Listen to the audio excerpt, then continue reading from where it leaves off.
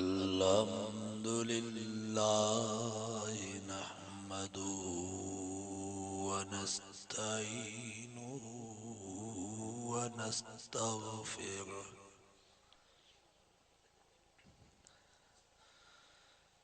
व नु'मिनु बिही व नतवक्कलु अलैहि व नऊज़ु बिल्लाहि मिन शुरूरि अनफुसिना व मिन सय्यिआति आमालिना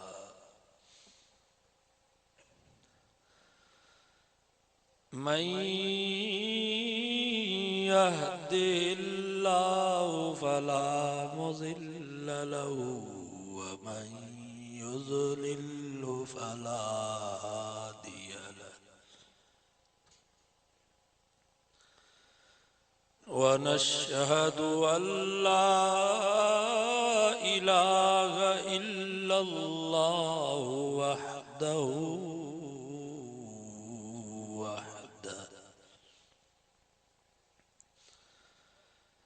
वहदहु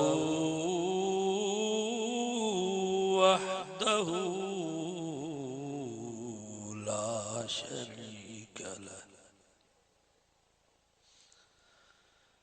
व नशहदु अन्न सय्यिदना व मौलाना व मुर्शिदना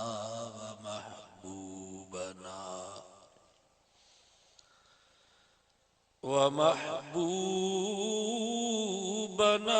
व महबूब कुलूबिना मुहम्मदन अब्दुहु व रसूलुहु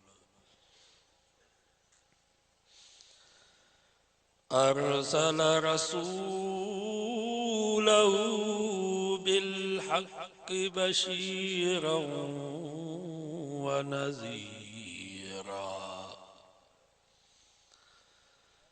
वदाइयन इलल्लाहि बिइज़्निही व सिराजम मुनीरा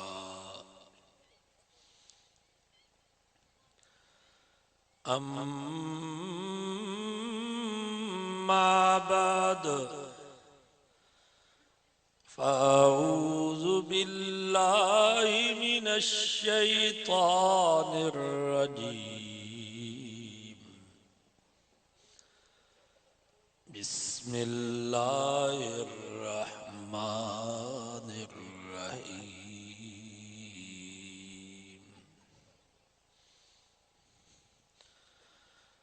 वला तक़्तुलू औलादकुम खश्यत इम्लाक़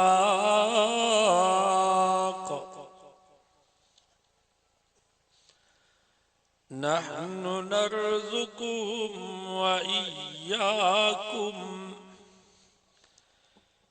इन्न क़त्लहुम कान ख़ित्अन कबीरा सदक़ल्लाहु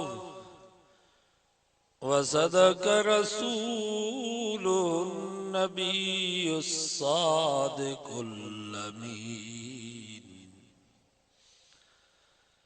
व नहनु अला ज़ालिका लमिनश शाहिदीन वश्शाकिरीन वल्हम्दुलिल्लाहि रब्बिल आलमीन। दुरूद शरीफ को बुलंद आवाज़ से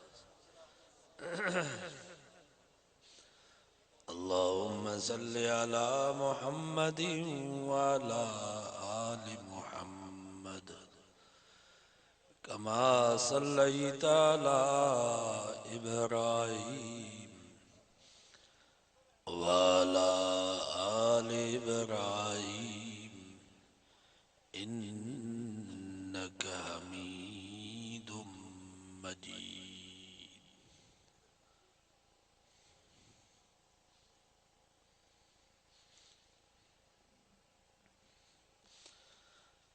हज़रत उमर रज़ी अल्लाह ताला अन्हु वटि हिकिड़ो कुराड़ो शख़्स आयो।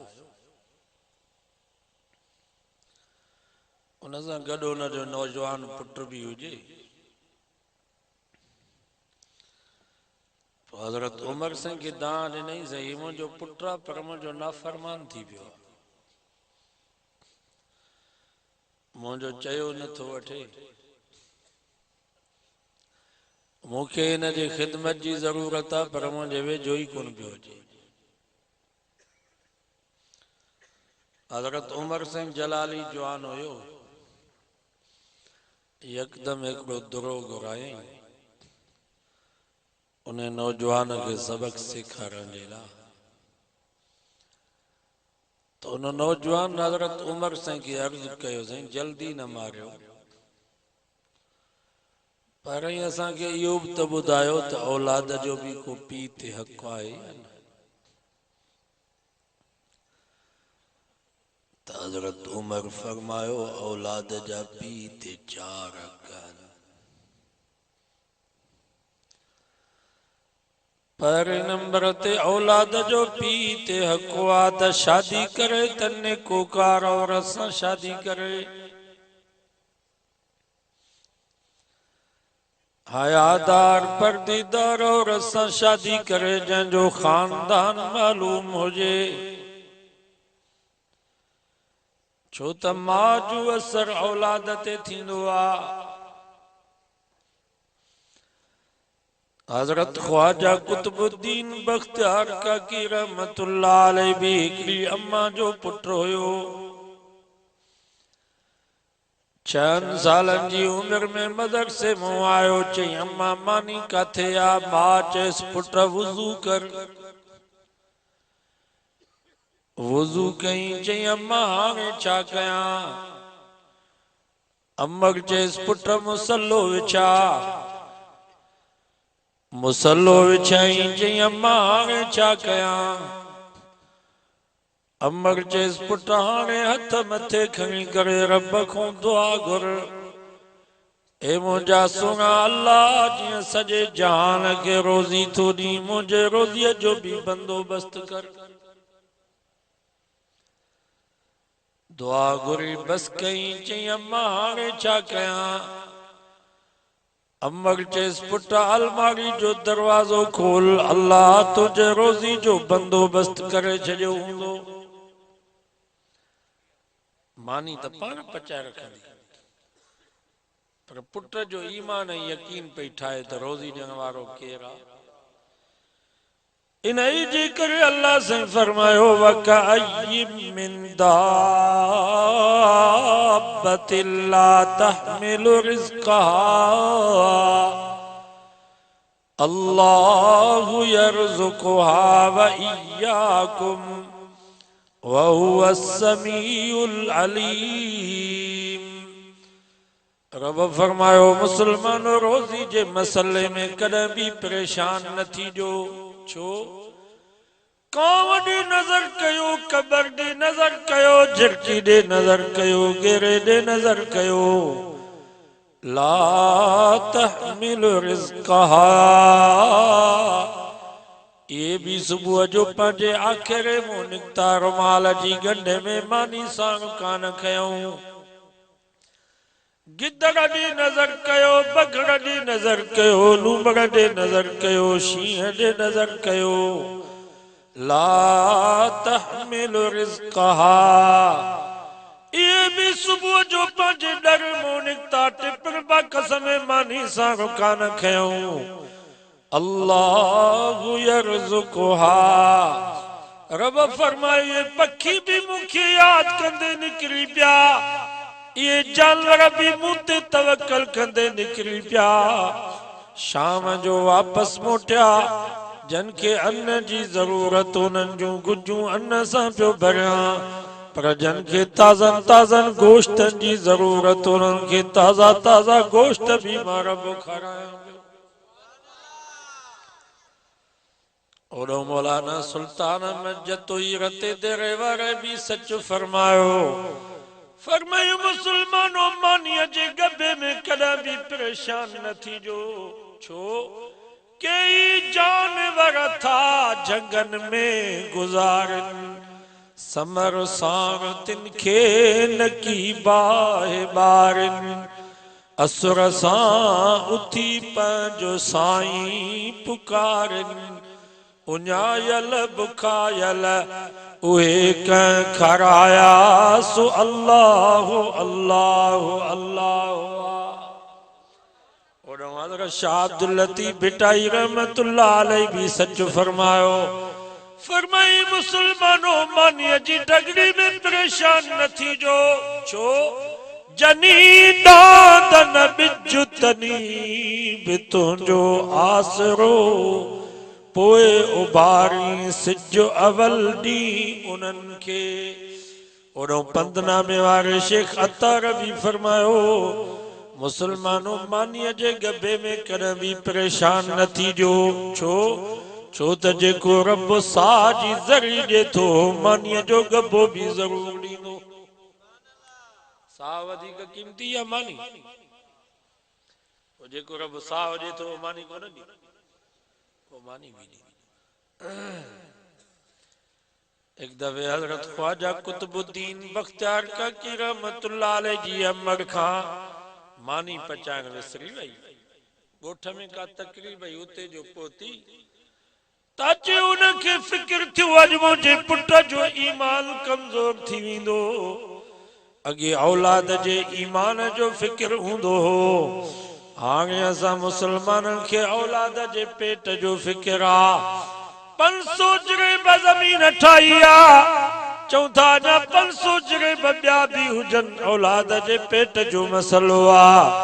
शहदाद कोट में 100 दुकान ठाराया आहिनि, चऊं था अञा 200 दुकान ॿिया बि हुजनि, मार्केट सॼो पंहिंजो हुजे, चऊं था औलाद जे पेट जो मसलो आ। करोड़ रुपया बैंक में बैलेंस पियो आ, चऊं था अञा 2 करोड़ ॿिया बि हुजनि, औलाद जे पेट जो मसलो आ। असां मुसलमाननि खे इहो त फिक्र आ त असांजे मरण खां बाद औलाद जो छा थींदो, पर इहो कंहिंखे बि फिक्र कोन्हे त औलाद जे मरण खां बाद औलाद जो छा थींदो। बाबा सुभाणे जो पुट पीउ मां खां अॻु में मरे त पुट जो क़ब्र में छा थींदो, हशर में छा थींदुसि। पुट खे ये बंगला ये दुकान ये ज़मीनूं कमीनूं जा, पुट पीउ मां खां अॻु में वञनि था यो कोन था।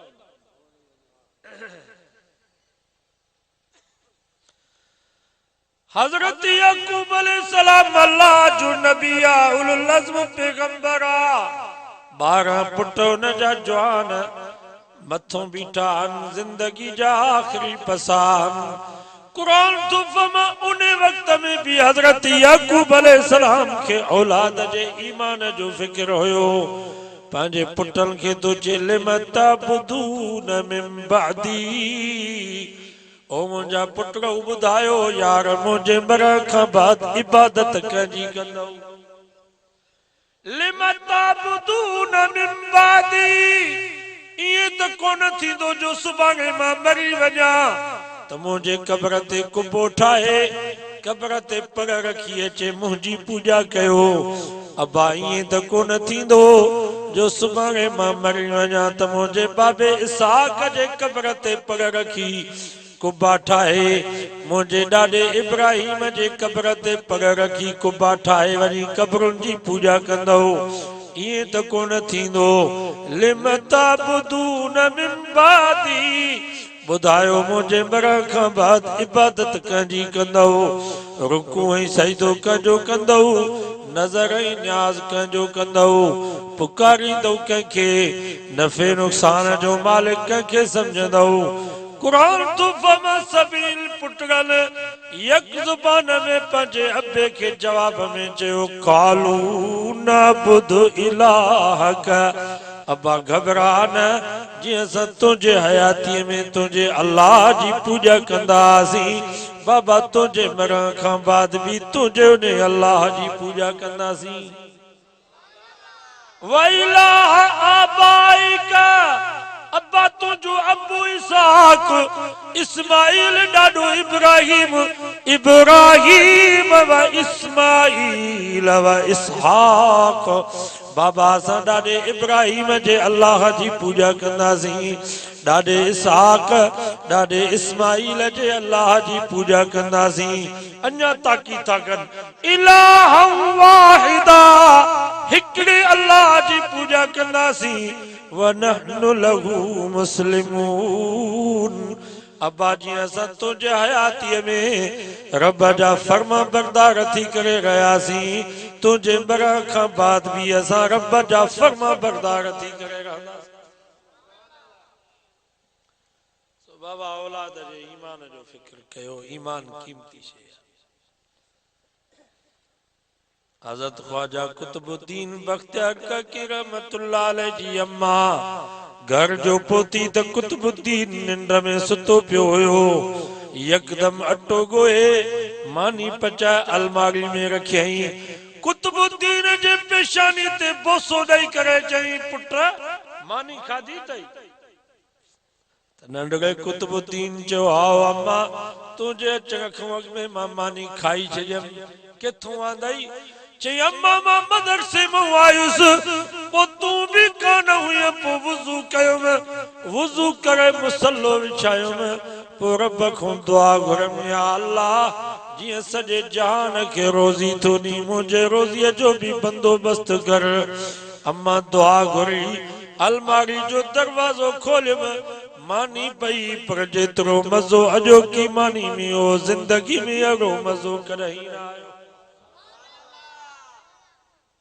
काक चइबो आहे मानी खे, काक हिंद को लफ़्ज़, काक माना मानी, काकी माना मानी वारो। ई अल्लाह ताला उनखे मानी करे। त पहिरें नंबर ते शादी कयो त नेकोकार औरत सां शादी कयो, छो त मां जो असर औलाद ते थींदो आहे। हज़रत महबूब सुभानी हज़रत अब्दुल कादिर जीलानी रहमतुल्लाह अलैह जो वाले साहब शेख मोहम्मद सालेह, उन जो सर हुयो शेख मोहम्मद अब्दुल्ला सौमई। पो उन्हें बुजुर्ग फरमाया, शाह साहब शादी कंदे? जैसे हाओ शादी कंदुसि। बुजुर्ग फरमायो, मुंहिंजी न्याणीअ पर अखियुनि खां अंधी आहे, कननि खां ॿोड़ी आहे, ज़ुबान खां गूंगी आहे, हथनि खां टुंडी आहे, पेरनि खां मंडी आहे, शादी कंदे? चइसे हाओ शादी कंदुसि। शाह साहब फरमायो, दिल में सोचे ही बुजुर्ग आहे, हिन जी न्याणी नेक हूंदी, ऐब भली हुजनि पर नेक त हुजे। अॻे ज़माने में नेकी खे ॾिसंदा हुआ, हाणे त असांजा नौजवान ऐब पिया कढंदा। पीउ चवंदो, पुट तुंहिंजी शादी कराइणी आहे। किथों बाबा? बाबा हीअ पंहिंजी भाटी आहे, भाणे जी आहे, तुंहिंजी सौट मां साथ मां रोट पुफाट।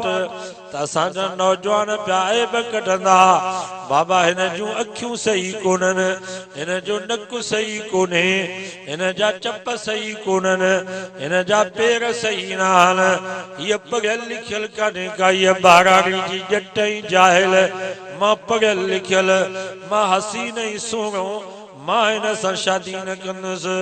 असांजा नौजवान ऐब पिया कढंदा।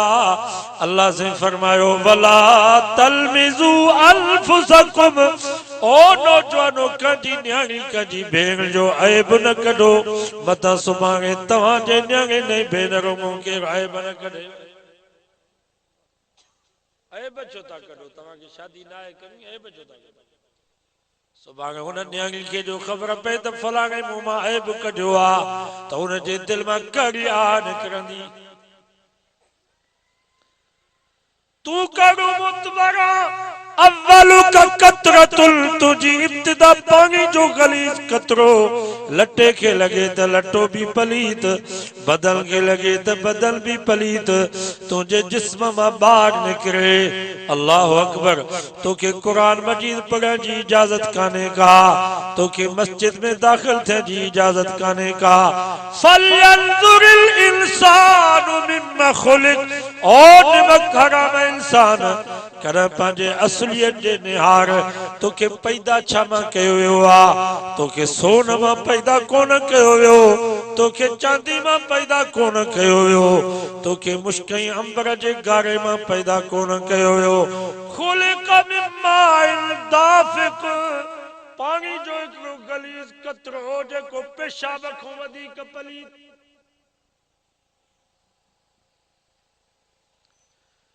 पेशाब एतिरो पलीत न आहे जेतिरो उहो पानी पलीत आहे जंहिं पानी में ही इंसान पैदा थियो आहे मां तव्हां खां पुछां थो केरु पेशाब करे मस्जिद में वञे तो उनखे मस्जिद में वञण जी इजाज़त आहे या न अरे बाबा वञी छो नथो सघे इजाज़त आहे पेशाब कई पाकाई करे वुज़ू भी न करे मस्जिद में वेंदो या न तव्हां मुफ्ती थी विया न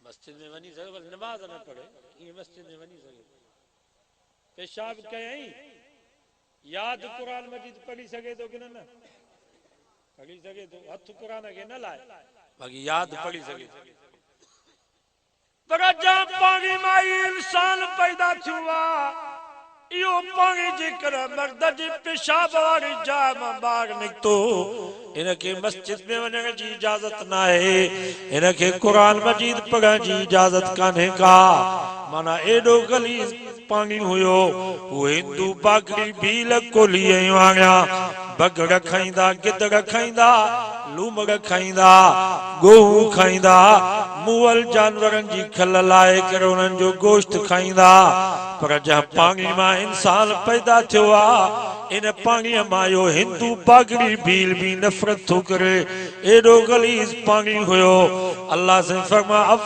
हा सुम्मा खलक़ना नुतफत अलक़ इन पानी जे गलीज़ कतरे के रत जो दिगो असां बनायो फखलक़ना अलक़त मुज़ग़ इन रत जे दिग के गोश्त जो लोथड़ो असां बनायो फखलक़ना मुज़ग़त इज़ामा वरी ने गोश्त जे लोथड़े जे मथा हड्डन जो पिंजरो असां तैयार कयो फकसौनल इज़ाम लहमा वरी हड्डन जे मथा गोश्त के असां चाढ़ियोसी सुम्मा अंशअनाहु खल्क़न आखर वरी ने गोश्त जे लोथड़े हड्डन जे पिंजरे में रूह फूकण वारा भी असां हूं फतबारकल्लाह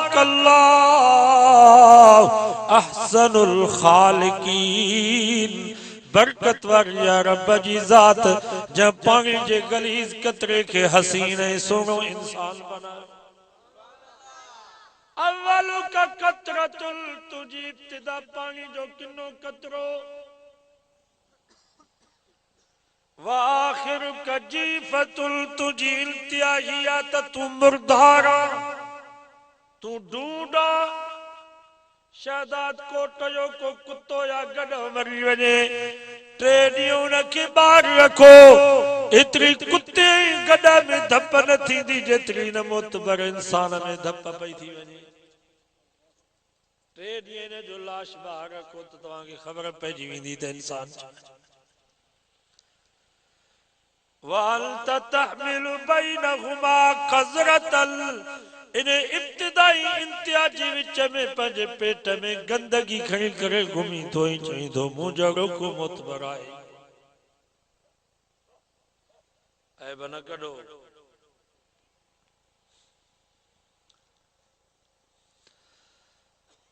शाह साहब फरमायो से मूंखे इहो रिश्तो क़बूल आहे यादि आहे निकाह थियो रुख़सती थी शाह साहब जो अंदर वञे त हसीन ऐं जमील बेऐब कुंवर वेठी आहे त यकदम ॿाहिरि निकितो त हीअ त मुंहिंजी घरवारी न आहे बुज़ुर्ग फरमायो शाह साहब इहा तुंहिंजी घरवारी आहे मुंहिंजी न्याणी आहे मां तोखे चयो मुंहिंजी न्याणी अखियुनि खां अंधी थई इन जो मतिलब थे त ज़िंदगी में मुंहिंजे न्याणी जी नज़र का धारे मर्द ते न पई आहे कन्नल खां ॿोड़ी आहे जिंदगी में मुंहिंजे न्याणीअ जी कन ते कंहिं धारे मर्द जो आवाज़ न आयो आहे ज़ुबान खां गूंगी आहे जिंदगी में मुझे न्याणी का धारे मर्द सां ॻाल्हायो कोने हथल को टुंडिया जिंदगी में मुझे न्याणी जो हथ का धारे मर्द सां न मिलियो आ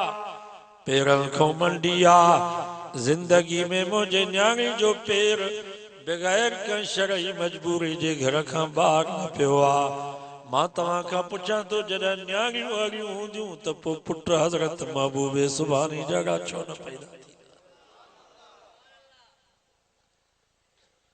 असां जूं न्याणियूं नाच पयूं कनि त पुट बि नाचूं पिया पैदा थियनि सही तो चवां या ग़लति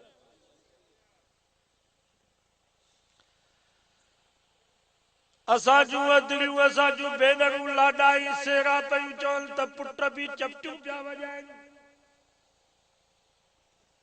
सिंधी में चवंदा आहिनि जहिड़ो देश तहिड़ो वेस जहिड़ा रूह तहिड़ा ख़त्म जहिड़ा कांव तहिड़ा बचा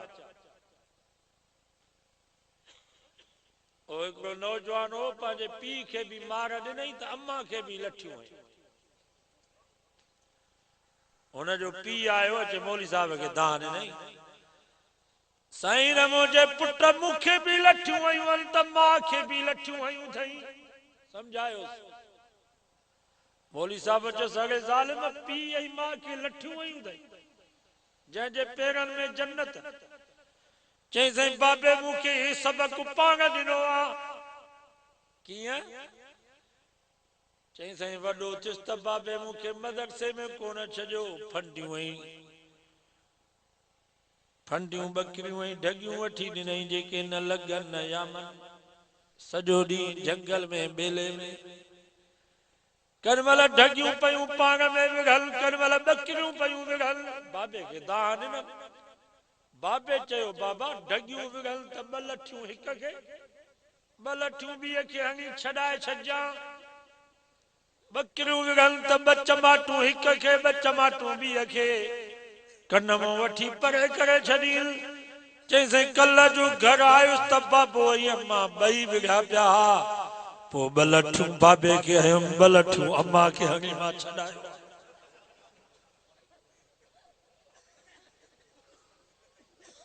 जड़ा सिंधी में चवंदा नंढड़ो ॿार मुछ जो वार जॾहिं वरायो जहिड़ो माहौल घर में जेकॾहिं क़ुरान वारो माहौल हूंदो निमाज़ वारो माहौल हूंदो त इहो नंढड़ो बच्चो घर मां निकिरंदो त क़ुरान मजीद पढ़ंदो आज़ान ॾींदो अचे मस्जिद में पहुचंदो पर जेकॾहिं घर में फिल्मुनि वारो माहौल राग वारो माहौल मौसीक़ी जो माहौल त इहो बच्चो घर मां निकिरंदो त नाच कंदो इंडिया जा गाना चवंदो वञी होटल ते ड्रामा जहिड़ो माहौल असां हुनखे ॾींदासीं उहे ई थी त पहिरें नंबर ते हज़रत उमर फरमायो औलाद जो पीउ ते हक़ आहे त शादी करे त नेकूकार औरत सां शादी करे बे नंबर ते हज़रत उमर फरमायो औलाद जो पीउ मां ते हक़ आहे त बच्चो ॼमे त हुन जो नालो भलो रखोसि अब्दुल्ला अब्दुल रहमान अब्दुल रऊफ अब्दुल रज़ाक अब्दुल समद अब्दुल हफीज अब्दुल मुजीब अब्दुल अजीज अब्दुल करीम भला नाला बे नंबर ते नबी से जो नालो मोहम्मद अहमद हामिद महमूद ताहिर मुजम्मिल मुदस्सिर बशीर नजीर नबी से जो नालो मुबारक टे नंबर ते सहाबा जो नालो अबू बकर उमर उस्मान अली हसन हुसैन तलहा जुबैर साद सईद बिलाल अम्मार सुहैब सलमान न्याणी जमे त खदीजा आशा हफ्सा मारिया मैमूना उम्मे सलमा उम्मे हबीबा रुकैया उम्मे कलसूम ज़ैनब फातिमा शहरबानू कज़बानू सुगरा कुबरा नबी से जे बीबिन सगोरन जो नालो या नबी से जे न्याणियुनि जो नालो या नबी से जे सहाबियात या पैगंबर से जे पाक घराने जे पाक बीबिन जो नालो रखो छो त नाले जो भी 40 पति असर मां नथो चवां हदीस में अची तो नबी से फरमायो क़यामत जो ॾींहुं थींदो अल्लाह ताला मां मोहम्मद के सॾु कंदो या मोहम्मद सल्लल्लाहु अलैहि वसल्लम जन जो भी नालो मोहम्मद हूंदो सब चवंदा लब्बैक जी मौला असां हाज़िर आहियूं अल्लाह से फरमाइंदो मां त पंहिंजे महबूब के सॾु कयो तव्हां छो जवाब ॾिनो बाना अर्ज़ कंदा या अल्लाह असां जो नालो भी मोहम्मद आ असां समझोसी शायद असां के सॾु आ नबी से फरमायो अल्लाह जो रहम जोश में अची वेंदो अल्लाह से फरमाइंदो तव्हां जो नालो भी मोहम्मद आ त लॻो मुंहिंजे सोणे मोहम्मद जे पोयों नाले जे सदके भी माफ़ी हदीसुन जे किताबन में त ये भी ईंदो आ का घर में मोहम्मद नाले को शख्स हुआ उन्हनि जो अकीदो ईमान सही आ अल्लाह ताला क़यामत जे ॾींहुं मोहम्मद नाले जे बरकत जे करे सभिनी घर वारनि जी बख़्शिश जा फैसला फरमाए छॾींदो नालो एडो नबी से जो रब की प्यारो आ असा जे बुजुर्गन जो मुजरब वजीफो आ कंखे पुट जी औलाद न होजे बासबासियो या अल्लाह जेकर मुखे पुटरो जाओ त मां उन जो नालो मोहम्मद रखंदुस इंशाअल्लाह रब में उम्मीद आ बल्कि यकीन आ त रब तवां के पुटरो ॾींदो बासबास मोहम्मद नालो एडो प्यारो आ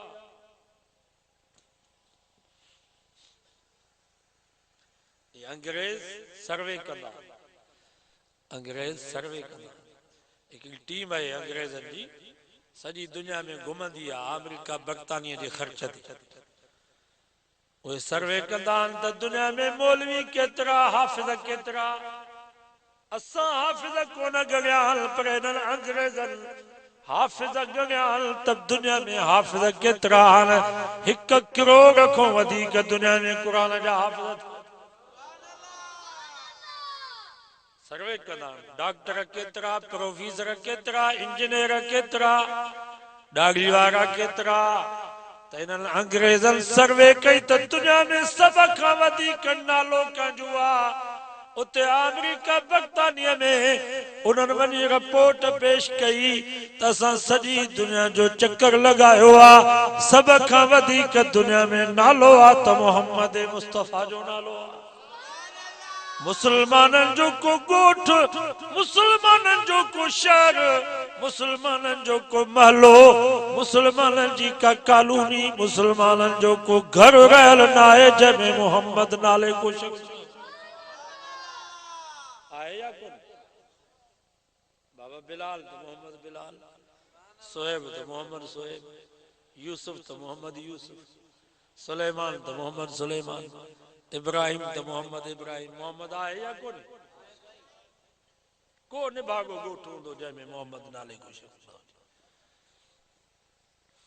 नालो एडो पियो असांजो हिकिड़ो बुजुर्ग समरकंद बुखारा वियो उते हिकिड़ो कब्रिस्तान हुयो जंहिंमें 400 कब्रूं घणियूं कब्रूं 400 कब्रूं हुयूं उन कब्रिस्तान जे गेट ते बोर्ड हुयो उन बोर्ड ते लिखियो पियो त हिन कब्रिस्तान में दफन उहो थींदो जंहिंजो नालो मोहम्मद हूंदो ऐं हुजे बि वक़्त जो मुहद्दिस ऐं फ़क़ीह जीअं इमाम बुखारी हुयो इमाम मुस्लिम आगा माना मुहद्दिस हो जेकॾहिं मुहद्दिस आ पर उन जो नालो मोहम्मद न आहे तॾहिं बि दफन न थींदो मोहम्मद नालो त अथसि पर मुहद्दिस न आहे उहो बि हिन कब्रिस्तान में दफन न थींदो हिन कब्रिस्तान में दफन उहो थींदो जंहिंजो नालो भी मोहम्मद हुजे ऐं हुजे बि वक़्त जो मुहद्दिस ऐं फ़क़ीह नालो एडो रब खे प्यारो आ साईं जन जो पुटरो हज़रत इब्राहिम फौत थी वियो नंढड़ो हुयो 2-2.5 सालन जो ॾाढो नबी साईं खे प्यारो ऐं उन जो सॼो नक्शो नबी साईं जे मुताबिक़ केॾो सुहिणो हूंदो जे तव्हां ईअं असांखे पंहिंजा बच्चा प्यारा आहिनि ईअं नबी साईं खे बि पंहिंजो पुटड़ो प्यारो हो। साईं जन जे हंज मुबारक में फौत थी वियो। नबी साईं जे अखियुनि मुबारक कलमा गूढ़ा वाल पिया। पाण पंहिंजे बच्चे खे पेशानी ते चुमी ॾेई करे फरमायो इन्ना बिका या इब्राहीम लमहज़ूनून। पुत्र इब्राहिम मां मोहम्मद की तुझे जुदाई जो यार वडो सदमो आ।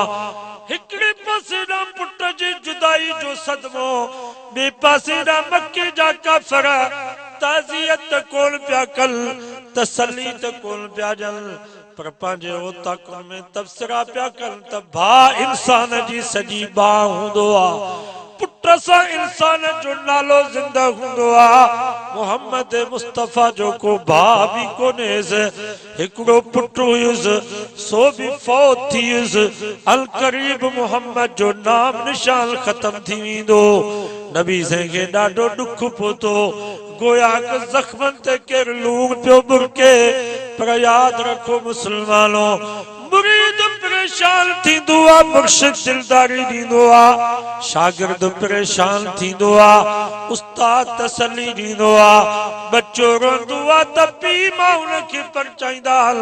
पर खुदा जी ज़ात जो कसम आ, मुंहिंजो सुहिणो नबी रोंदो हो त पैगंबर खे परचाइण वारो अल्लाह हूंदो।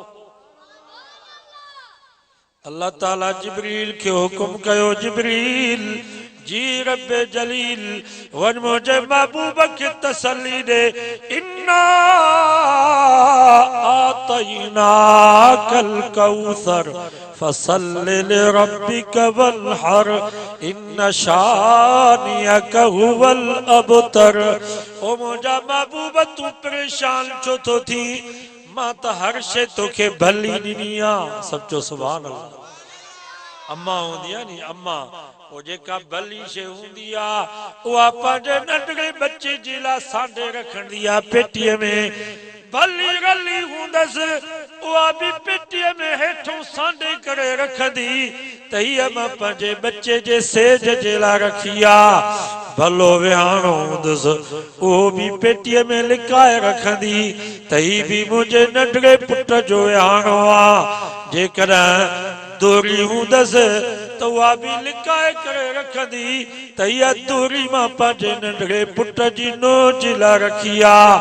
अल्लाह साईं मिसाल ऐं तशबीह खां पाक आ। पर रब भी फरमायो इन्ना आतैना कल कौसर। ओ मुंहिंजा महबूब जेके भी शयूं मां रब वटि भलियूं हुयूं उहे सभु मां तोखे अता कयूं। महीनल में भलो महीनो रमज़ान भी तोखे ॾिनुमि, रातल में भली रात कद्र जी भी तोखे ॾिनुमि, ॾींहल में भलो ॾींहुं जुमे जो भी तोखे ॾिनुमि। ओ मुंहिंजा महबूब किताबल में भलो किताब कुरान भी तोखे ॾिनुमि, सोरहां उम्मतुल में भली उम्मत भी तोखे ॾिनुमि। जो रात जा 12 पिया थियनि, दिसंबर जो महीनो सख्त सर्दी, सॼे ॾींहं जे कम जा थकियल सोने नबी जो शान पियो हले। नबी साईं जी तारीफ़ बयान थे त सभिनी जी दिल ठरे थी चवंदा सुभान अल्लाह। बाबा ये उम्मत भली आहे। अल्लाह से फरमा उम्मत भी भली तोखे ॾिनुमि, हौज़े कौसर जो इनाम भी तोखे ॾिनुमि, शफात कुबरा जो इनाम भी तोखे ॾिनुमि। जेके भी शयूं मां रब वटि भलियूं हुयूं उहे सभु मां तोखे अता कयूं। मुंहिंजा महबूब तू रोई छो थो? जेकर तुंहिंजो पुट जो औलाद मां रब पाण ॾे घुरायो आ त तुंहिंजो रूहानी औलाद क़यामत ताईं बाक़ी रहंदो। वरफ़अना लक ज़िक्रक, मुंहिंजा सुहिणा असां तुंहिंजे नाले खे बुलंद करे छॾियो आ। जिथे मुंहिंजो नालो उते तुंहिंजो नालो, कलमे में मुंहिंजो नालो, कलमे में तुंहिंजो नालो, आज़ान में मुंहिंजो नालो, आज़ान में तुंहिंजो नालो, तकबीर में मुंहिंजो नालो, तकबीर में तुंहिंजो नालो। ओ मुंहिंजा महबूब जन्नत जे गेट ते जिथे मुझो नालो उते तुझो नालो, अर्श अज़ीम जे तख्ती ते जिथे मुझो नालो उते तुझो नालो। वरफाना लक ज़िक्रक मुझा महबूब जिथे मां खुदा जी खुदाई हुंदी उते तो मोहम्मद जी मुस्तफ़ाई हुंदी। इन शानियक हुवल अबतर, यो अबू जहल कुत्ते जे मौत मरंदो, यो जिंदगी थींदो, यो लानती थींदो। क़यामत को बागड़ी भील कोली वाणियो पंहिंजे पुट जो नालो अबू जहल कोन रखंदो, पर वरफाना लक ज़िक्रक सोना तुझो नालो क़यामत ताईं बुलंद।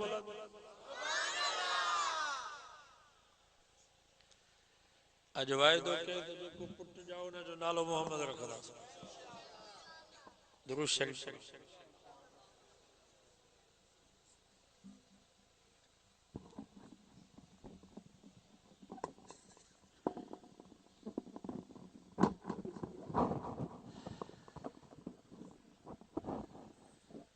वे आंदो या दुआ करो।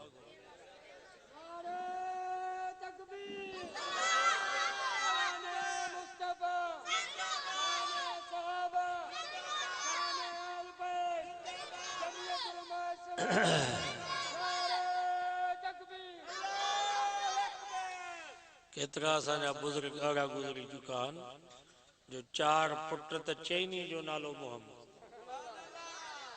पहिरों पुट जा उन जो नालो रखियो मोहम्मद अव्वल, वरी ॿियो पुट जा उन जो नालो रखियो मोहम्मद सानी, वरी टियों पुट जा उन जो नालो रखियो मोहम्मद सालिस, वरी चौथों पुट जा उन जो नालो रखियो मोहम्मद राबे। अड़ा बुजुर्ग भी असांजा गुजरी चुका आहिनि जो पी जो नालो भी मोहम्मद त पुट जो नालो भी मोहम्मद। तव्हांखे पुट ॼमे नी त कांडेरो नालो रखिजो, त बाबे जो नालो कांडेरो तव्हांजे करे हिन जो नालो भी कांडेरो। खबर भी नालो पिया रखो, बाबा नालो भलो रखो।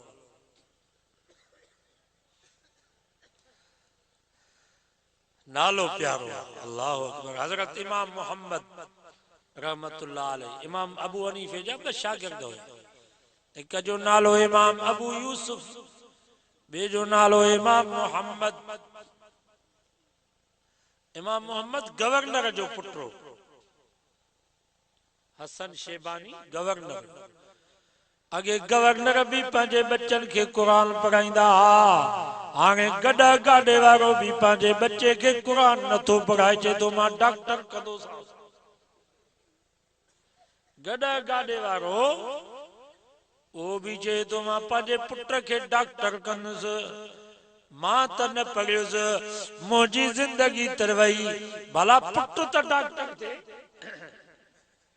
ये नथो चए तो भेणा मुंहिंजी दुनिया त वई भला पुट के कुरान पढ़ाया माना कब्र चंगी थे आखिरत चंगी थे।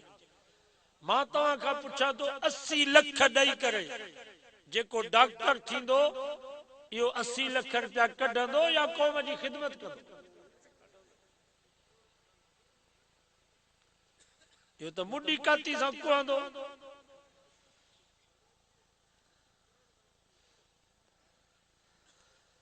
असांजा ई डॉक्टर जेकॾहिं मरीज़न सां रुगो सुठो ॻाल्हाइनि, मरीज़न जो चेकअप सही नमूने सां कनि ऐं उन्हनि खे रुगो खिली करे ॻाल्हाए तसली ॾियनि त इहा भी इबादत आहे। असां अहिड़ा डॉक्टर भी ॾिठा जो अस्पताल में जेकॾहिं को मरी वेंदो चवंदा लाश बाद में खणो, पर दवा जो बिल जो कमरे जो किरायो जो डॉक्टर जी फीस जा पैसा पर जो पोइ लाश खणो। हाणे इहो पुट जो डॉक्टर थियो आहे त इन डॉक्टर जे पीउ जे कब्र ते ख़ुदा जी रहमत वसंदी।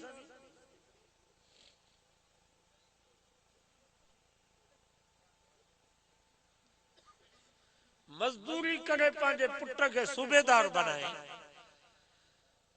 सुबह जो 5 सिपाहियुनि सां गॾु रोड ते बीठो आ, को खीर तो खणी वञे, चए तो लकड़ो हेठि कयो, लोटो खीर जो ॾे न त बीठो हुजे। को पैदल साइकिल ते वने, को मोटरसाइकिल ते वने, लकड़ो हेठ कयो, कागज देखा 100 रुपया दे न त बीठो मेहरान गाड़ी वारो वने, वो भी बीहे टूटी गाड़ी काजी वडी हुजे न उनके सलूट कर।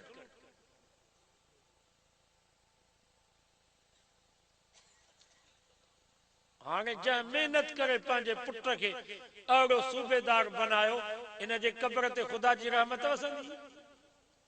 इन ॾोह में इन जो प्रिंस शरीफ थींदुसि कि न कोन थींदुसि।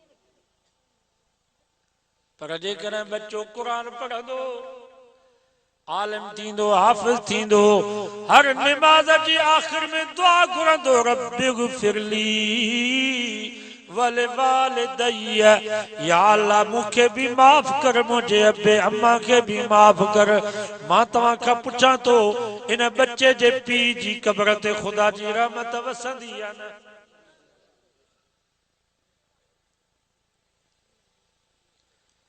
सॼो वाइदो कयो त पंहिंजे बच्चनि खे क़ुरान पढ़ाईंदासीं। वाक़ियो तव्हां कोन ॿुधायो, हिकिड़ो बुज़ुर्ग कब्रिस्तान मां गुज़रियो, इस्तिखारो कई, कशफ कई त हिकिड़ी कब्र में बाह मईत खूरे में, वरी जो मोटो अचे तो उहा साॻी कब्र जन्नत जे बागनि मां हिकिड़ो बाग। पुछा कई, बाबा ये कंहिंजी कब्र है? चऊंसि या फलाणे जी कब्र है। उन जी घरवारी खां पुछा कयूं त इन जो अमल छा हुयो? उन जी माई रोई करे चयो, मूंखे उमेदवारी ही, पोइ मुंहिंजे मुड़ुस मूंखे वसीयत कई त इहो मूंखे बच्चो ॼमे त इनखे मदरसे में छॾियां त क़ुरान पढ़े। अल्लाहु अकबर। उहो बचिड़ो ॼाओ आहे, वॾड़ो थियो आहे, अॼु मां उनखे मदरसे में छॾियो क़ुरान पढ़ण जे लाइ। उते मस्जिद में वञी सबक वरितई, बिस्मिल्लाहिर रहमानिर रहीम, अलिफ बा ता सा। अल्लाह जो रहम जोश में अची वियो। अल्लाह से फरमायो, अॼु हिन मुंहिंजे गुनाहगार बाने जो बचिड़ो मस्जिद में आयो आ, मुझो कुरान तो पढ़े, मूंखे हया थो थे जो इन जे कब्र में मां अज़ाब कयां। रब फरमायो, जंहिंजो बच्चो कुरान तो पढ़े मां इनखे माफ़ करे छॾियो। इज्जत कुरान में। मां जोगी फ़कीर जोगिन जे हथ जो केर पानी कोन पियो पीए, शहदाद कोट जे जोगिन खे केर गॾु मानी खाइण जे लाइ तयारु न आहे। पर खुदा जी ज़ात जो कसम आ, मां फ़ख्र जी ॻाल्हि नथो कयां, तव्हांखे रीस थो ॼाणायां। अल्लाह ताला हिन क़ुरान जे करे एॾी इज़त कई आहे, जीअं पीरनि ऐं सैयदनि जा माण्हू हथ पिया चुमनि, जोगीअ जा माण्हू हथ पिया चुमनि।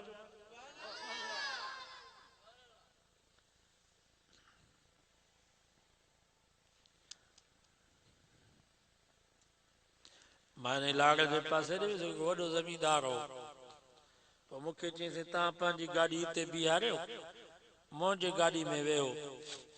वॾी गाॾी हुजेसि पराडो। उते जलसे में जो वियासीं, मां जो लथुसि त सभु जमायती मूं सां मिलनि, हुन वीचारे सां केरु मिले ई न। हालांकि वॾो ज़मींदार हो। जलसो ॿुधी मोटी आयासीं। मूंखे चई, साईं तव्हां सैयद हो छा? मां जो न, मां त जोगी आहे, इश्तिहार में लिखियो पियो आहे। चई, भला तव्हां वटि मिल्कियत घणी आहे? मां चयो, मूं वटि मिल्कियत 1 एकड़ ज़मीन जो आहे, सो बि वाह जे पुछड़ी में आहे, गैराबाद पियो आहे। परेशान थी वियो। चई, 5000 अजरेब ज़मीन मुंहिंजी, 80 लख जी गाॾी मुंहिंजी, ही राज सॼो मुंहिंजो, मूंखे कंहिं बि हथ कोन ॾिनो, सभु तव्हां सां पिया हथ मिलाइनि। आख़िर तव्हां वटि जादू कहिड़ो आहे? तव्हां वटि मिल्कियत कहिड़ी आहे? मां चयो, रईस असां वटि दुनिया जी मिल्कियत कान्हे का, असां वटि ही क़ुरान वारी मिल्कियत है। साहब हक़ीक़त त कान्हे, जेकर हक़ीक़त हुजे हा, जीअं असांजा हज़रत साईं बेर वारा रहमतुल्लाह अलैहि हुया, त अल्लाह अलाए छा मक़ाम करे हा। जेकर हक़ीक़त हुजे हा, जीअं हज़रत साईं हम्मदुल्लाह हालजी रहमतुल्लाह अलैहि हुया, त रब अलाए छा इज्जत करे हा। ही त मिड़ई रूप मोलिन वारो इख्तियार कयो आ। पटको पातो आ दाढ़ी रखिया इन कुरान मजीद सा टूटो फूटो ताल्लुक रखियो आ। रब फरमायो इन्नल लजीना आमनू वामिलुस सालिहात सयजअलु लहुमुर रहमानु वुद्दा। रब फरमायो जन ईमाना तो ही अमल चंगा कयूं मुझे दीन सा मुझे कुरान सा ताल्लुक रखियो। फरमाए मुझो वाइदो आ मां माण्हुनि जे दिल में मोहब्बत पैदा कर। अखिन में पानी वही आए रोई करे जे जोगी साहब अज मुखे समझ में आयो त इज्जत कुरान असा के तरफ कुरान जी करे अडे चजो तवा के छा थियो कड़ी भला खादो तो जो पाजे बच्चन के कुरान नथा पढ़ाए।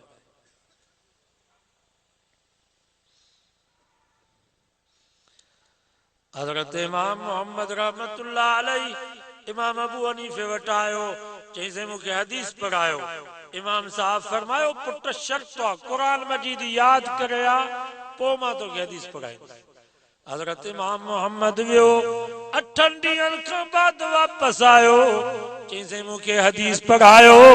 इमाम अबू हनीफा फरमायो पुट मां तो सा शर्त कयो तो कुरान मजीद याद करया। हजरत इमाम मोहम्मद जे अखिन में पानी अचियो चईसे कुरान मजीद मुंड खां वठी पछाड़ीअ ताईं खोले करे ॿुधो जिथों ॿुधंदो इंशाअल्लाह मां याद ॿुधाईंदुसि। 8 ॾींहंनि में 30 सिपारा कुरान जा याद कई। कुरान जो मौजूदो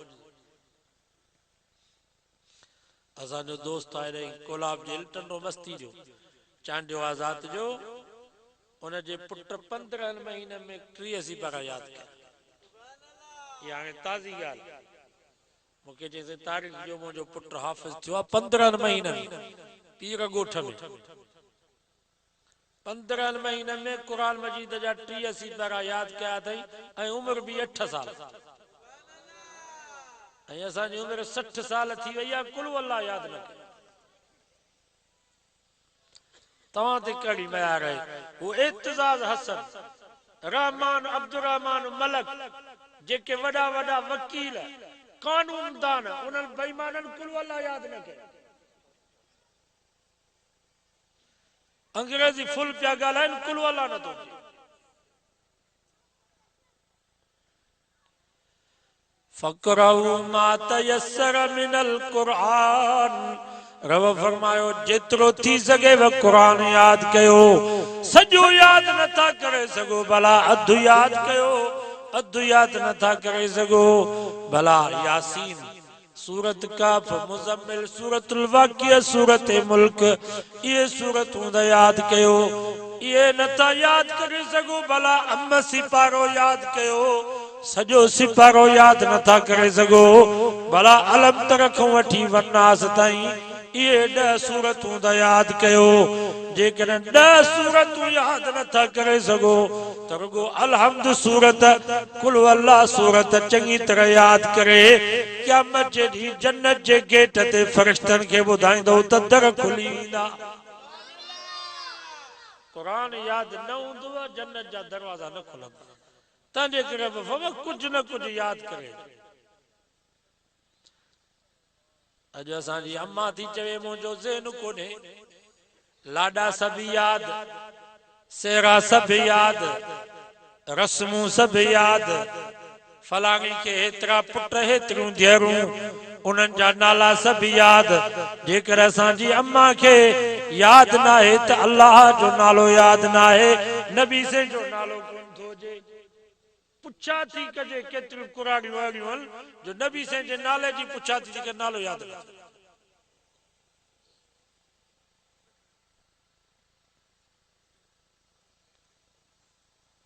साईं वेहो बसि हाणे दुआ था घुरूं ओ जैकेट वारा हाँ ठीक है।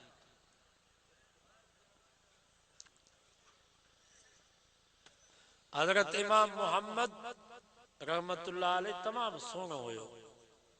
पोइ हिकिड़ो डॉक्टर हुयो यहूदी प्रोफेसर। ये जेके यहूदी आहिनि ईसाई अंग्रेज ये कुरान मजीद पढ़ंदा था हदीस इस्लाम जो मुतालिक़ कंदा आहिनि ॼाण जे लाइ। मुस्लमान कोन था थियनि पर ॼाण जे लाइ पढ़नि। नबी साईं जी सीरत पढ़ंदा, सहाबा जी ज़िंदगी पढ़ंदा। ओ नहरू हुयो, नहरू वांगियो। उन नहरू पंहिंजे तक़रीर में चयो त जेकर मां कामयाब थियुसि त अबू बकर ऐं उमर वारो निज़ाम आणींदुसि। त हिंदुस्तान जा हिंदू सिख ई वांगिया कावड़जी पिया त अबू बकर ऐं उमर त मुसलमाननि जा रहबर आहिनि, तूं उन्हनि जो निज़ाम कीअं आणींदे? त उन नेहरू गांधी पंहिंजे तक़रीर में चयो भला को अहिड़ो हिंदू अहिड़ो सिख ऐं वांगियो को यहूदी को ईसाई हुक्मरान ॾेखारियो जो 11.5 लख मुरब मेल ते उनजी हुकूमत हुजे ऐं राति जो कुल्हे ते दिलो भरे करे ग़रीबनि जे घर पाणी पहुचाए। इहो नबी जो पहिरियों ख़लीफ़ो अबू बकर त हुयो जंहिंजी 11.5 लख मुरब मेल ते हुकूमत हुई। सॼी मखलूक सुती पई, राति जो दिला भरे करे ग़रीबनि जे दर ते पाणी पियो पहुचाए। अड़ो सिखो अड़ो मानियो को यहूदी को ईसाई हुक्मरान ॾेखारियो जो 22 लख मुरब मेल ते उनजी हुकूमत हुजे ऐं राति जो लठ खणी करे पहरो हुजे। इहो मोहम्मद मुस्तफ़ा जो ॿियो ख़लीफ़ो उमर त हुयो जो 22 लख मुरब मेल ते उनजी हुकूमत हुई पर राति जो लठ खणी करे पहरो ॾींदो हो। माना हुया मांगिया पर सहाबा जी ज़िंदगी उन्हनि पढ़ी।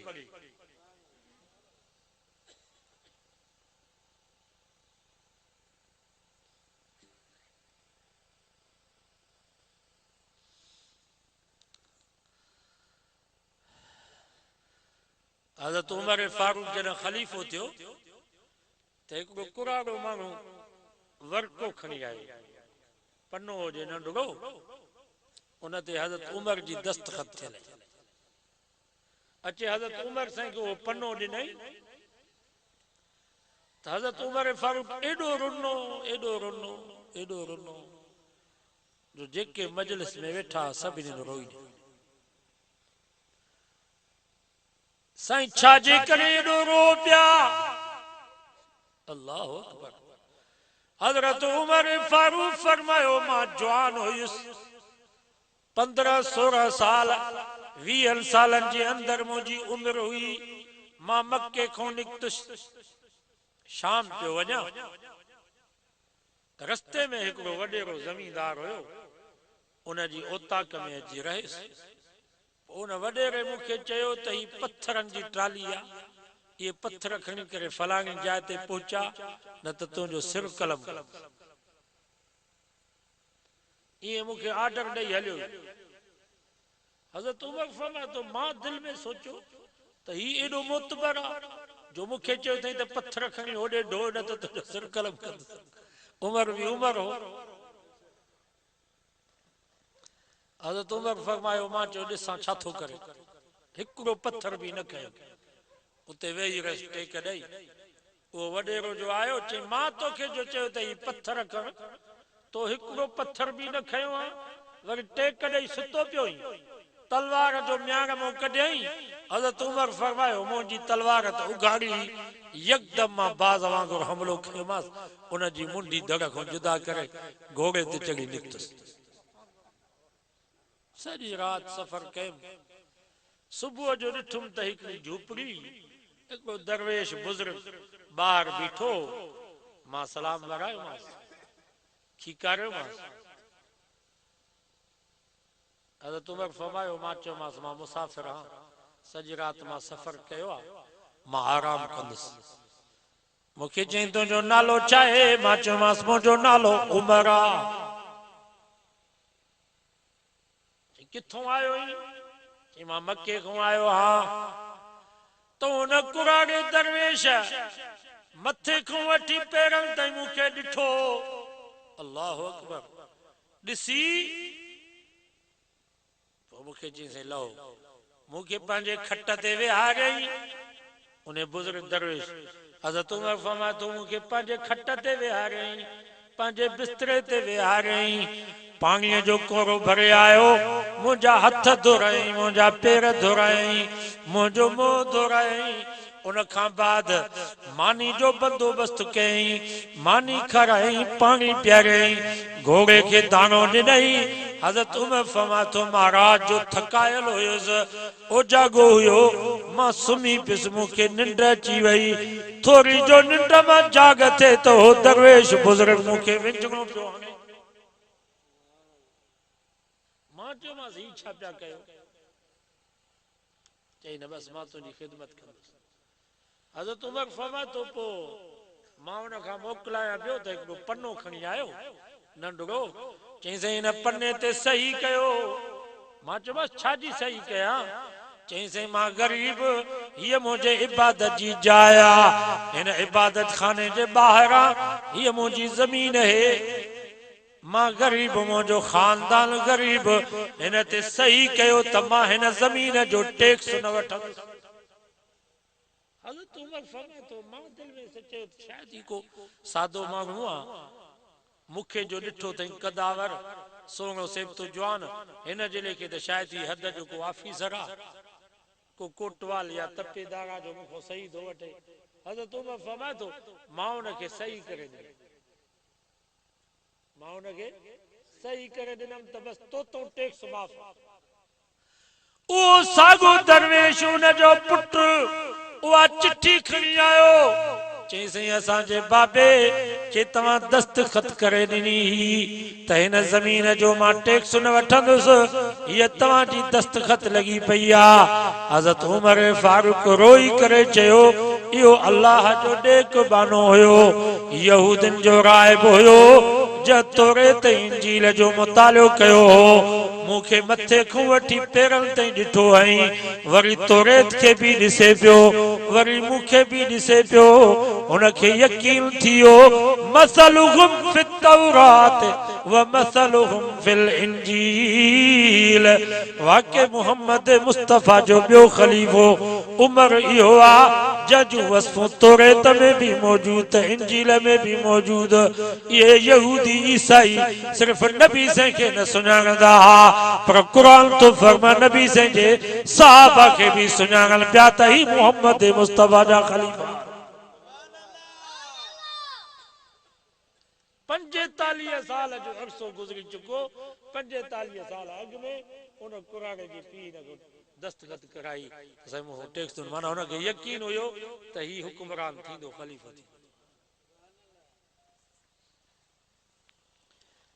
माना एॾी इन्हनि खे ॼाण आहे, ये यहूदी ईसाई पढ़ंदा आहिनि, मुतालियो कंदा आहिनि, पोइ के मुस्लमान थियनि था कि नथा थियनि। वो यहूदी प्रोफेसर हजरत इमाम मोहम्मद निहारे पियो, निहारे निहारे पुछा कईंसि पुट तुंहिंजो नालो छा आहे? हजरत इमाम मोहम्मद फरमायो मुंहिंजो नालो मोहम्मद आहे। त उन यहूदी प्रोफेसर चयो अशहदु अल्ला इलाहा इल्लल्लाह व अशहदु अन्न मुहम्मदन अब्दुहु व रसूलुहु। अल्लाहु अकबर। उन यहूदी प्रोफेसर कलमो पढ़ी करे चयो ओ मुसलमानो मुबारक हुजेव, ही तव्हांजो नंढड़ो मोहम्मद एॾो सुहिणो आहे त तव्हांजो वॾो मोहम्मद केॾो न सुहिणो। ही नंढड़ो मोहम्मद एॾो सुहिणो आहे त तव्हांजो वॾो मोहम्मद केॾो सुहिणो हूंदो। हज़रत इमाम मोहम्मद जे चेहरे खे ॾिसी कलमो पढ़ी करे मुसलमान थियो। ये थियो असांजो सैयद अनवर शाह कश्मीरी रहमतुल्लाह अलैहि मुहद्दिस हुयो, असांजे उस्तादनि में आहे। उन जे चेहरे खे केतिरनि हिंदुनि ऐं सिखनि ॾिसी करे कलमो पढ़ी करे मुसलमान थिया। असांजो हज़रत साईं मोहम्मद शाह अमरोटी रहमतुल्लाह अलैहि तव्हां ॾिठो हूंदो केॾा हसीन ऐं सुहिणा हुया, केतिरनि सिखनि ऐं वाङनि हज़रत मोहम्मद शाह अमरोटी खे ॾिसी कलमो पढ़ी करे इस्लाम क़बूल कयो। ये अथव असांजा सैयद हज़रत साईं ताज महमूद शाह अमरोटी रहमतुल्लाह अलैहि जे हथ ते 11,000 हिंदुनि ऐं सिखनि कलमो पढ़ी करे इस्लाम क़बूल।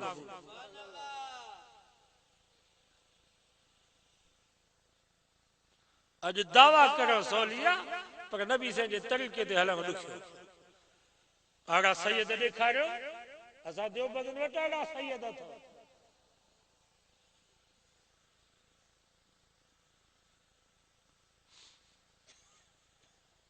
अज नबी साईं जे ख़त्म नबूवत ते हमलो पे थियो। इन वक्त बेअमली जो जहान ना है, इन वक्त मुखालिफत पई हले दीन जी। अमल तो कोन्हे असां में, भला ॾोहार मुखालिफत न हुजे, दीन जी मुखालिफत, कुरान जी मुखालिफत, मस्जिद मदरसे जी मुखालिफत। असां के चयो पियो वञे त कुरान न पढ़ायो, ही मदरसा बंद कयो। सुबह शाम पुलिस वारा, इदारनि वारा सिविल ड्रेस में असां जे मदरसे में अचनि था त इन्हनि तालिबनि जा नाला छा आहिनि, इन जे पीउ जो नालो छा आहे, माउ जो नालो छा आहे, उस्तादनि जा नाला पिया पुछनि, तंग पिया कनि, तव्हांखे चंदो किथां पियो मिले।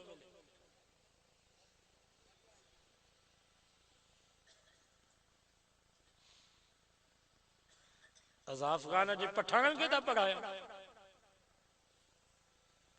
अमेरिका असांखे हेठ ॾींदो आहे, ग़रीब मिसकीन का चांवरनि जो कटो ॾिनो, का अन्न जी बोरी ॾिनी, का 200 रुपया ज़कात ख़ैरात ॾिना, कुर्बानी जूं खलूं वठी करे मदरसे पिया हलायूं, तॾहिं बि हिननि खे आंव ते तौर थो थिए।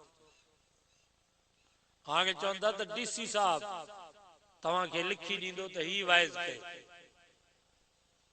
डीसी साहब असांखे लिखी ॾिनो त ही वाइज़ कयो। जंहिंखे इस्तिंजा ऐं वटि कोन पियो हुजे उहो असांखे सेखारींदो वाइज़, त तव्हां बोलियो वाइज़ ई।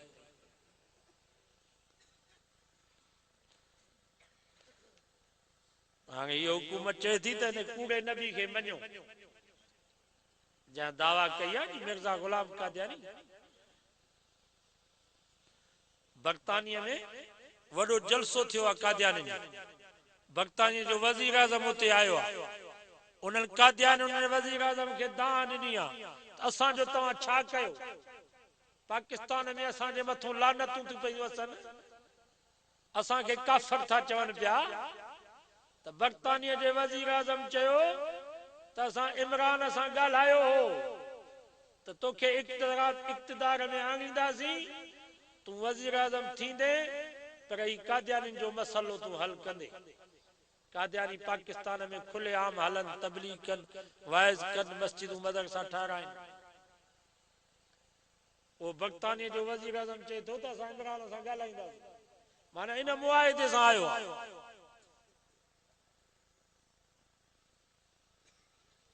तव्हां इन कूड़े नबी खे मञींदव?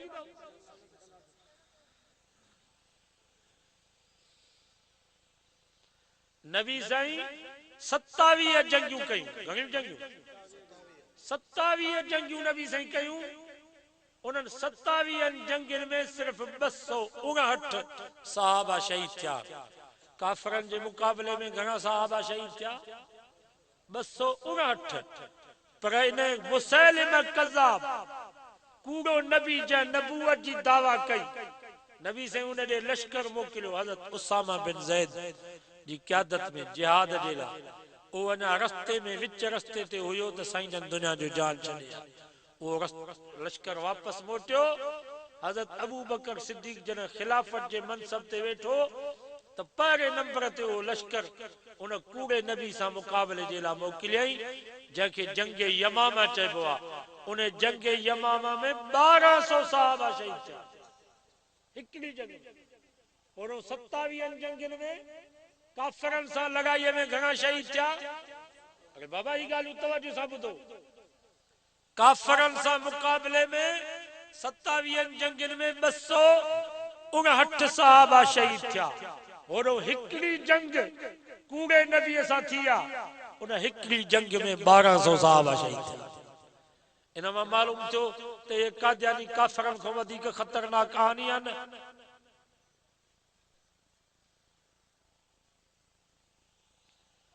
पहिरें नंबर ते जेको नबूवत जी दावा करे उन जे लाइ हुकुम आहे त उनखे क़त्ल कयो, वो ज़मीन ते रहण जे लाइक़ न आहे। जीअं हज़रत अबू बकर सिद्दीक़ कयो, मुसैलिमा कज़्ज़ाब खे क़त्ल कयो, सॼो वाइदो कयो त इन्हनि खे क़त्ल कंदासीं, इहे हिन ज़मीन ते रहण जे लाइक़ न आहिनि। असांजे करोनी में हाजी मांगक शर हुयो, हाजी मांगक 60 साल जो कुराड़ो हो।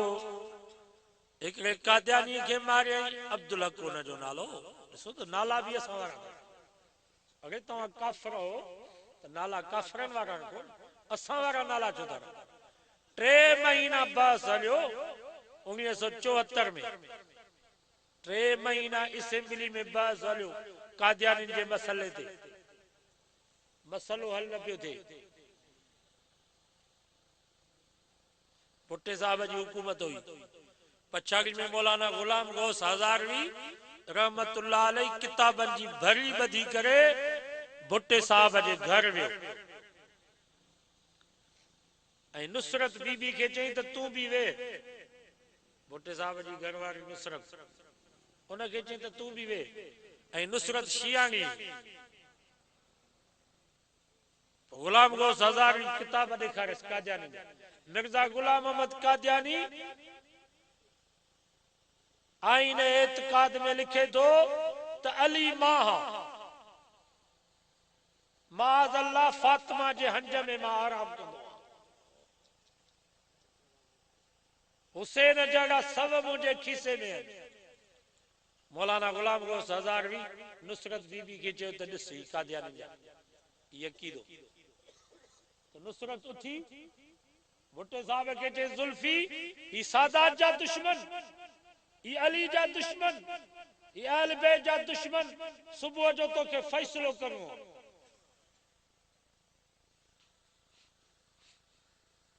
ऐं भुट्टो साहब जे वक्त में आयो तो मुफ्ती साहब के भुट्टे साहब चयो त 3 महीना थिया तव्हां जो मसलो हल नथो थे सॼो मुल्क बंद लगो पियो आहे एहतिजाज सो मुफ्ती साहब फरमायो त रात तव्हां जे घर में मौलाना गुलाम गौस हज़ारवी आयो हो चई हा आयो नुसरत बीबी भी उते हुई चई हा उहा बि हुई पोइ मौलाना गुलाम गौस हज़ारवी तव्हां खे किताब पढ़ी ॿुधाया कादियानिन जा चई हा ईअं बि हुयो चई पोइ नुसरत बीबी तोखे चयो त जुल्फी ही सादात जा दुश्मन अहल बैत जा दुश्मन ही अली जा दुश्मन इन्हनि खे काफ़िर चवणो अथई तोखे त भुट्टो साहब हैरान थी वियो चई मुंहिंजे घर जी ख़बर तोखे कीअं पई मुफ्ती साहब चयो त तूं मुंहिंजो भाउ आहीं भाउ खे भाउ जे घर जी ख़बर न पवंदी आहे चई पोइ हाणे छा थींदो मुफ्ती साहब चयो त पाकिस्तान जो 6 करोड़ अवाम बि चए थो त कादियानी काफ़िर आहिनि क़ौमी असेंबली जा 141 मेंबर उहे बि चवनि था त कादियानी काफ़िर आहिनि खातून अव्वल नुसरत बीबी भी चवे थी त कादियानी काफ़िर आहिनि तोखे बि हिन ते दस्तखत करणी आहे त कादियानी काफ़िर आहिनि आखिर भुट्टे साहब फरमायो मां दस्तखत कंदुसि त मरंदुसि छो त मथों वॾनि वॾनि उहिदनि ते कादियानी मुफ्ती साहब के चई मां दस्तखत कंदुसि त मरंदुसि मुफ्ती साहब फरमायो जेकर नबी जे इज्जत जे करे खत्म नबूवत जे करे तू मरी वे त क़यामत ते तुंहिंजो नालो शहीदन में हूंदो ऐं भुट्टे साहब दस्तखत कई त कादियानी काफ़िर आहिनि कादियानी खे पाकिस्तान में मस्जिद ठाहिण जी इजाज़त न आहे तबलीग करण जी इजाज़त न आहे कादियानी सां मुसलमान रिश्तो नथो करे सघे कादियानी सां सलाम कलाम हराम आहे कादियानी सां शादी गमी में मुसलमान नथो वञी सघे कादियानी खे मुसलमाननि जे कब्रिस्तान में दफन करण जी इजाज़त न आहे कादियानी जो जनाज़ो को मुसलमान नथो पढ़ी सघे इहो सॼो उन दस्तावेज़ में लिखियो पोइ भुट्टे साहब वीचारे दस्तखत कई उन जो नतीजो निकितो त सदर ज़िया अची वियो जेको कादियानी हो भुट्टे साहब खे फांसी ते लटकायो असांजो मौलाना मुफ्ती महमूद रहमतुल्लाह अलैह फरमाईंदो हो क़यामत जे ॾींहुं अल्लाह ताला भुट्टे साहब खे बख्शियो त इहो अमल उन जी निजात जे लाइ काफ़ी आहे 45 मुसलमाननि जा मुल्क हुया जंहिंमें इहो बिल पास थियो त कादियानी काफ़िर हाणे वरी उहो उन कानून में तरमीम पियो आणे खान साहब अॼु वाइदो कयो त असां पंहिंजे महबूब जी इज़त ख़त्म नबूवत जे लाइ पंहिंजी जान क़ुर्बान कंदासीं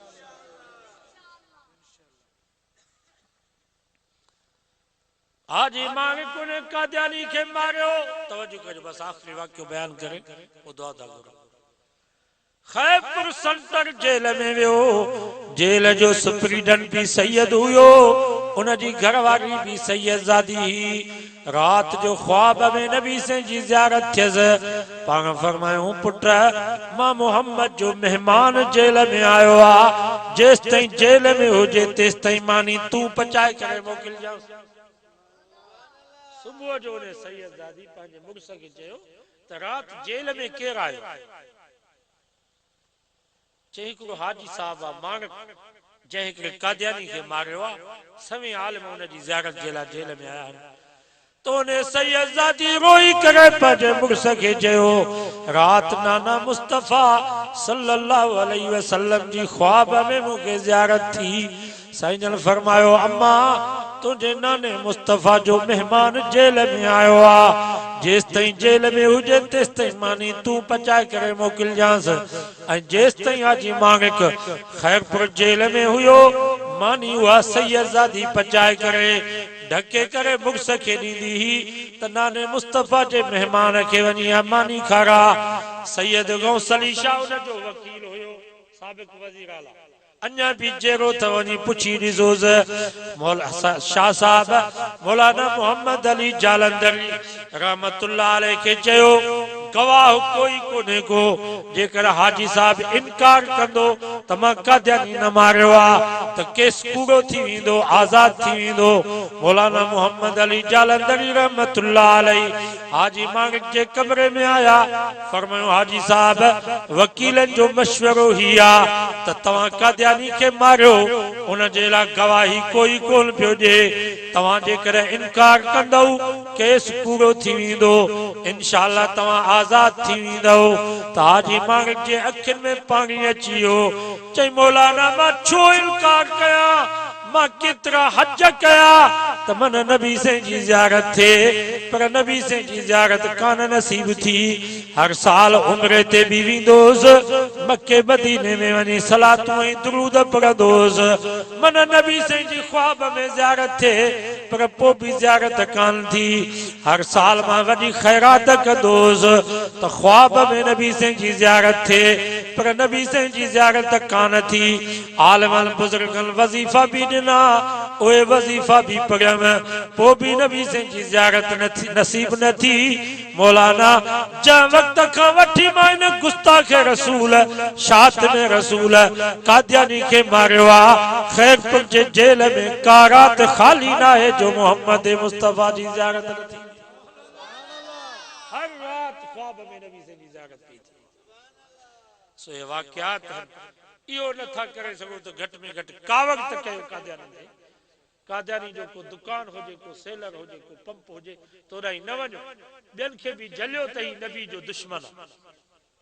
केरु ज़ोरे वञे तो डंडा हणोस ईमान बचायोस, पोइ बि नथो मुड़े त बाइकाट कयो। जे कादियानिन सां बाइकाट आहे, इएं जेको कादियानिन सां खाए पिए थो लेती लेती करे तो उन सां बि बाइकाट आहे। भली पीउ छो न हुजे, पुट छो न हुजे, भाउ छो न हुजे, नबी से को वधीक अबो कोने, नबी से को वधीक भाउ कोने, नबी से को वधीक पुट कोने, नबी से को वधीक कौम जो वडेरो सरदार कोने। सजी कायनात मोहम्मद मुस्तफ़ा जे इज्जत कुर्बान। एतिरो त कंदो नी इंशाअल्लाह। अल्लाह से दुआ